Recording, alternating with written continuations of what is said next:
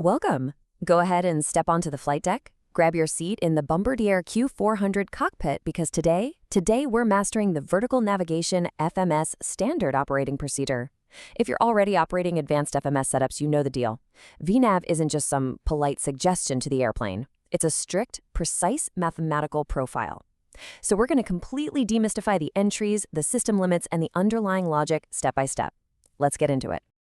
Okay, here is our 6-part flight plan to conquer the VNAV system today. 1. VNAV setup and waypoints. 2. The flight path definition procedure. 3. Target vertical speed scenarios. 4. Error messages and cancellation. 5. Automatic approach activation. And 6. The flight by construction update. All right, Section 1. VNAV setup and waypoints. We have to start with the absolute prerequisites. You can't just press a button, cross your fingers, and hope for the best, right? The FMS absolutely demands a solid foundation before it generates any vertical path. So to even get the ball rolling, the system needs at least one properly defined vertical waypoint. Now, this isn't just some random dot on a map. It's a very specific combo of 3 things: a reference flight plan fix, an offset distance, and a target altitude.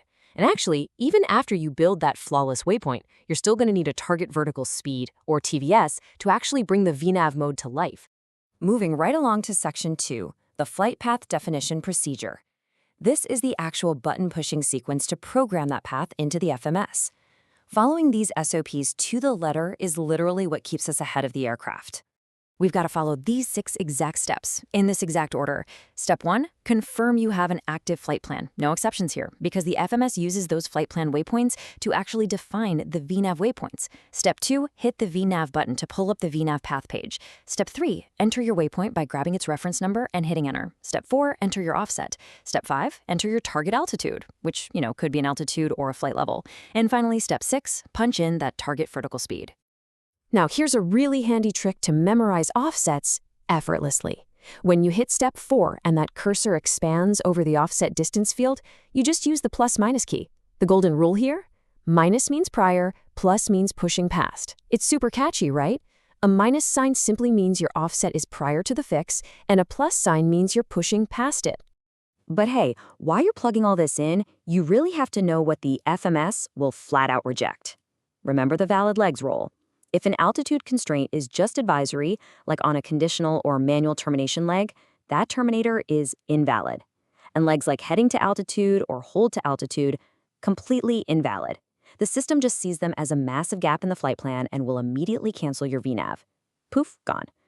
Also, if you enter a target altitude that forces the flight path angle past its max limit, the entry is going to flash at you and drop an FPA too steep message. Oh, and one more thing. Once you hit that very last programmed VNAV waypoint, any next waypoints just autofill with your current altitude. This gives you a 0 vertical speed required, essentially just keeping you locked in level flight. Let's jump to Section 3, Target Vertical Speed Scenarios.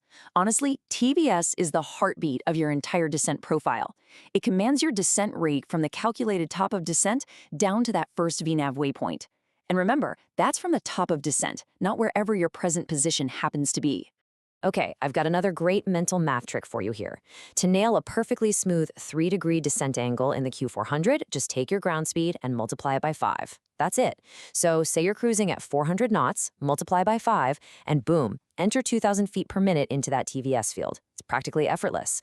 Once you do that, the FMS calculates your top of descent and locks in the flight path angle. From then on, if your ground speed changes, the TVS just automatically scales proportionately to hold that exact same angle. Let's map out 3 different ways this descent scenario can play out. First, the perfect scenario. Your TVS is right in the sweet spot between the minimum and maximum limits, giving you a beautiful, smooth intercept at the top of descent. Love to see it. But what if your descent calculation actually falls behind your current position? Well, your TVS entry is just too low.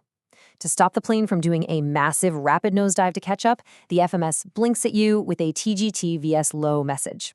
Then, on the flip side, what if you command way too high descent rate?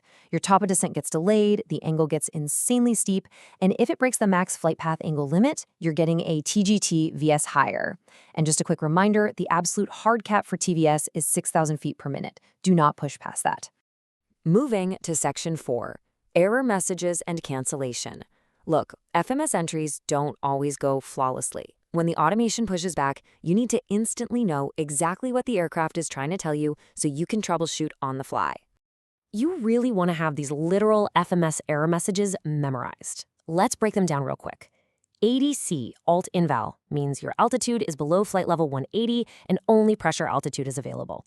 Or, hey, your air data computer altitude might have just failed entirely. Then there's CLR cell XTK. This means you've got a selected cross-track distance active before you even activated VNAV. You've got to clear that out before entering a TVS. And finally, no entry vert means you tried to make an entry while the aircraft is actively in a VM or FM leg. You really need to know these cold. Now, sometimes things just go completely sideways, and the best move is to wipe the slate clean. If you need to be allowed of a vertical profile, execute these two exact steps. 1, press the VNAV button to get to the vertical navigation page. 2, press the left line select key 5L. That's your cancel VNAV button. Instantly, the vertical profile is deleted, and your screen will just populate with the next 6 standard waypoints on your flight plan. Easy as that. But what if you actually just need to go directly to a vertical waypoint? To fire up a direct to, you hit VNAV, then hit the right line select key 5R to open the vertical to, or a VTO page. You're going to see all your valid waypoints there, but keep an eye out. Any invalid waypoints will show up in a much smaller font. Just punch in the reference number you want and hit enter. But huge asterisk here. This is a golden rule. The FMS absolutely forbids climbs during VNAV. If your command results in a climb, it's going to flash, reject the entry, and smack you with a no climb VTO message. No exceptions. All right, section 5, automatic approach activation.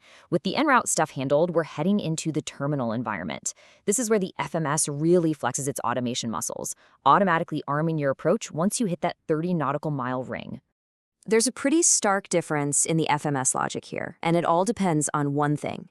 Do you have a designated capture fix or not? If you do have a capture fix, the system is basically just chillin', waiting to sequence that fix with an intercept angle less than 15 degrees, or maybe 80 degrees depending on how you're configured. But if you don't have a capture fix, the logic gets way more intense. The system slaps on some strict buffers. Your cross-track must be less than 0.3 nautical miles to make sure you are firmly within the CDI approach scale, and you have to be within 2 nautical miles of the final approach fix. Either way, exactly 15 seconds before going approach active, a scale change banner is going to drop right at the top of your nav page.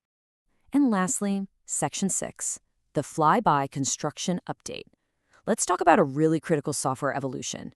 When they implemented software configuration numbers 1000.5 and 1100.5, it fundamentally changed the game for en route path definition guidance. You're going to want to pay close attention to this shift. In the old days, the FMS would stubbornly wait until you physically cross the vertical waypoint before initiating a capture. Well, scratch that. They completely abandoned that logic. Now we have a much smoother, predictive flyby construction. If you're going from a steeper to a shallower path, the FMS actually flies slightly above the vertical waypoint to perfectly capture the level segment. It literally initiates the descent prior to the waypoint just so it can capture the next path flawlessly. It's a huge upgrade. So that pretty much wraps up this explainer. We've mapped out the exact button sequences, that amazing 5x ground speed memory trick, the absolute hard limits of the system, and exactly how the logic shifts from en route flyby constructions right into those super tight approach activation buffers. The automation in the Q400 is incredibly capable, but it demands absolutely structured input from you to succeed. So I'll leave you with this. As FMS automation continues to evolve from rigid waypoint crossing into these highly predictive flyby maneuvers, are you prepared to apply these SOPs and stay a step ahead of the aircraft's logic on your next high-speed descent? Thanks so much for tuning in and stay sharp up there.